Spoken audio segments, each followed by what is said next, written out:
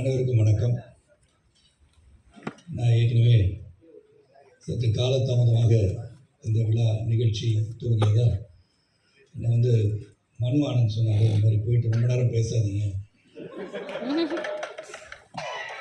என்ன பேசணும் ஒரு 1 hour பேசுகிறேன், அதுக்கு மேலே டைம் எடுத்துக்காதீங்க, மற்றவங்க பேசணும்னு சொன்னார்.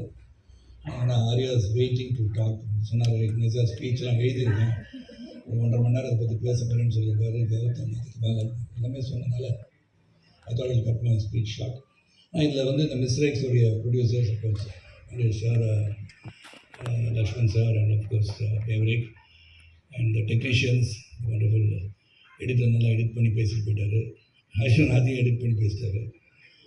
அருள் wonderful working with you entire team, cast, crew, எல்லா technician with ADs and all the people, costume designer எல்லாருமே. இந்த காஸ்டியூம் டிசைன் பண்ணி மனு தான் கொடுத்தாங்க எனக்கு.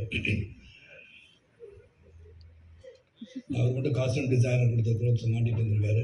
நம்ம அப்ஜெக்ஷன் தெரிவிச்சுக்கலாம். இந்த படம் April 17 ரிலீஸ் ஆக போகுது. இந்த படத்தை பற்றி few words I like to say. ஏன்னா இது அவசியம் நினைக்கிறேன். இப்போ அவங்க பேர் தெரியல, of course fathers military officers, I was really proud to be fighting for the country and be patriotic.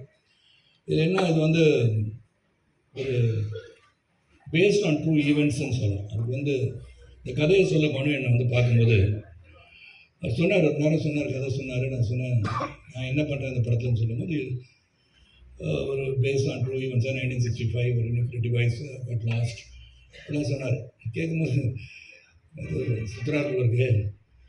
சரி, நான் அந்த படத்தை நடிக்க வைக்கிறதுக்கு எதோ சொல்கிறாரு இருக்குன்னு நினச்சேன்.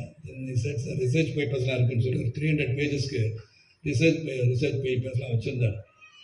அது ஒரு 2-3 பக்கம் பார்த்தோன்னு சொன்னேன், yes Mano, I think it's lot of work on this research is gone into it like Prasanna said. ஏன்னா அது ஒரு பக்கம் நான் நிறைய படம் நடிச்சிட்டேன். நான் 172வது படம் நினைக்கிறேன் மிஸ்டர் எக்ஸு. அப்படி இருக்கும்போது பல படங்கள், பல கதாபாத்திரங்கள், தாத்தா விஷயம் தான் போடல, அது போட்டிருக்கேன்.